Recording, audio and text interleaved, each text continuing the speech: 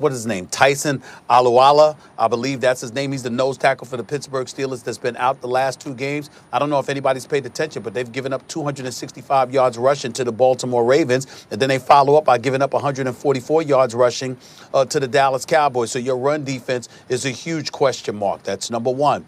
Number two, where's your running game on the offensive side of the ball? I told y'all, listen, I'm a fan of James Conner, the person. I'm a fan because of the story and the obstacles that he's overcome and the things that he's battled in his life, which are well documented. And I have a profound respect, and I wish him nothing but the best. But let's be very clear. He is no Le'Veon Bell, at least the Le'Veon Bell that was in the Pittsburgh Steelers uniform. Last night, or yesterday afternoon, he averaged 2.4 yards a carry. That's not going to get it done. So your running game with him and Snell and these boys, it just ain't cutting the mustard. The Steelers don't have any running game worth its salt. They couldn't convert on a 3rd and 1. They couldn't convert on a 4th and 1 in the first half. And then we get to the coaching, because as much as I love my brother Mike Tomlin, and we all know that I do, how the hell are you not going to kick the field goal and instead go to the running game on a 4th and 1, knowing that your team can't seem to run block, your offensive line can't seem to run block, and then you're going to sit up there and go on it for a 4th and 1 after they let you down not once but twice in the first half. You go for it again, and who gets stopped? James Conner, once again, for a 4-yard loss. You could have went up 8. Dallas would have had to score a touchdown, didn't get a 2-point conversion, but that didn't happen because they ended up only down 5, and they were driving down for a winning score before Minka Fitzpatrick once again saved the day. He intercepted the ball in the end zone initially, but then he blocked a pass at the end of the game to preserve it. So I'm looking at questionable run blocking on the offensive line. I'm looking at a questionable running game that has something to do with it, but I'm still not sold on these running backs. I'm looking at their run defense, which is a huge question mark. I'm looking at Mike Tomlin having faith in a running game that's virtually non-existent, and I'm looking at a Pittsburgh Steelers team that looks at a Big Ben Roethlisberger who balled yet again in the second half and deserves credit for that. But the only time they seem to have an offense is when they've got 5 wideouts. You got Claypool, you got Juju Smith-Schuster, you got James Washington, you got Eric Ebron. I'm just looking at all of these guys. The only time they seem to have any kind, and Deontay Johnson, let me not forget him. The only time we have any kind of offense is when you've got 5 wideouts and absolutely no running game whatsoever. You just got to throw the football.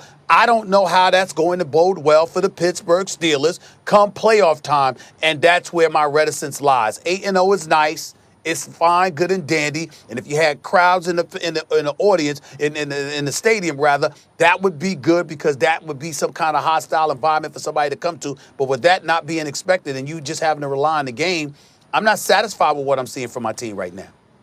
Well, real quick on the Steelers, because I disagree. I was more impressed by the Cowboys.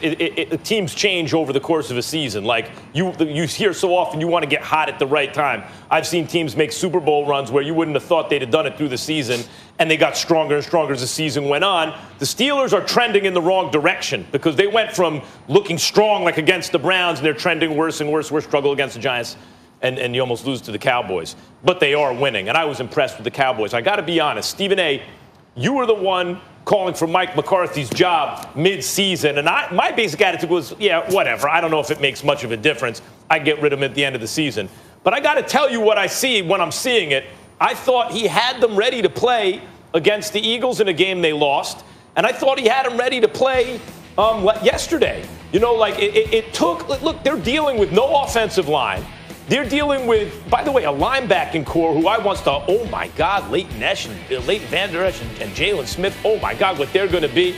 They've really underachieved, and they had some costly penalties yesterday. You know, and Minka Fitzpatrick making plays, that's what he does. He's a great player. You were not expecting the Cowboys to win, and yet they came pretty close to beating a good team, a really good team, a team that hasn't lost, the only one that hasn't lost.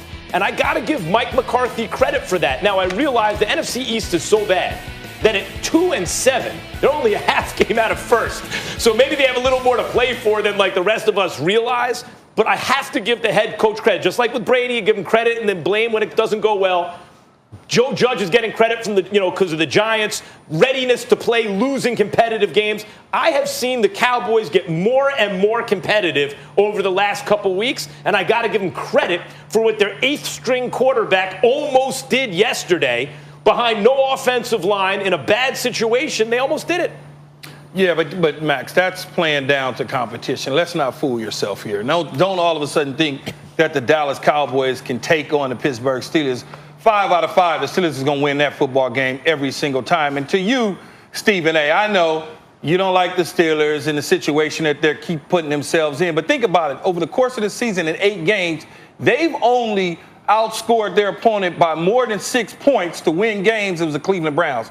Every single game, they play ugly to win. That's just Pittsburgh Steeler way. I know that they're not running the ball as well. And to Max's point, as time goes on, you get better and better come playoff time. You want to make sure that you're running the ball and you're playing defense because the weather will change. You won't be able to throw the ball all over the lot. But I believe in Mike Tomlin. I think Mike Tomlin is one of the top 4 head coaches in the National Football League. But I also believe that they'll get it turned around. If you look at that schedule that they have coming up, it's all favorable for them. Yeah. The only team that I made, and it's still Baltimore, and they handed Baltimore their loss in a tough one. But if you look at that schedule right there, all those games are winnable. The Bengals, the Jags, the Ravens, Washington. The Bills could be tough. Bengals again, the Colts, and the Browns. So they should have any killers on there. None at all. So Bills could be interesting and tricky. So they should have the 1 or the 2 seed at the end of the season in the AFC.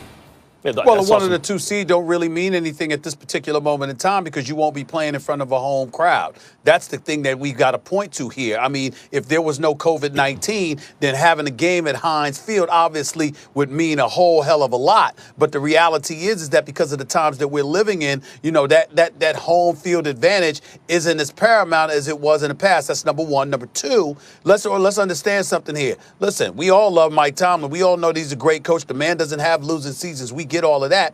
The flip side to it is that since 2008, they haven't had Super Bowl championship seasons either. They went to a Super Bowl in 2010, lost to Aaron Rodgers, haven't been back since. It's 10 years later. We get all of that. I'm looking at a Pittsburgh Steelers, and I'm looking at habits in terms of how you go down. When you play a certain way, okay, and every game is a nail biter. Every game comes down to the wire. You can't run roughshod over anybody. A matter of fact, you can't run against anybody at this particular moment in time.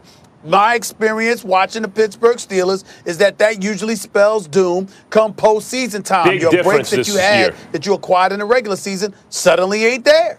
Big difference this year. The number 1 roadblock for Tomlin repeating as Super Bowl champion or getting back has been Bill Belichick and Tom Brady and the New England Patriots. It's not the same anymore. If you took Belichick out of this era, Key, you called Tomlin a top 4 coach. I think that's right, but I think you have a hell of an argument he's number 1 right now.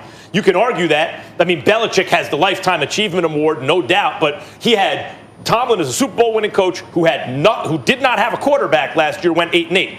Now he has his quarterback and he's undefeated. He has a hell of a case that he should be number 1, and I think the removal of the Patriots as we knew them takes out a big roadblock. I mean, you got the Chiefs there. It's another big roadblock now. Huge roadblock. But at least not the one that's been there for 20 years. Max Kellerman, once again, you're wrong. You talked about the Patriots being the impediment to the Pittsburgh Steelers, even though they didn't make the playoffs the last 2 years, and we know last season why, because Big Ben Roethlisberger was out. The previous 4 years that they had made the Super Bowl, they lost the AFC Championship game to the New England Patriots. The other 3 losses, who did they come from? They came against Jacksonville, they came against Denver, and they came against Baltimore. The Steelers find ways to lose in the postseason when their offense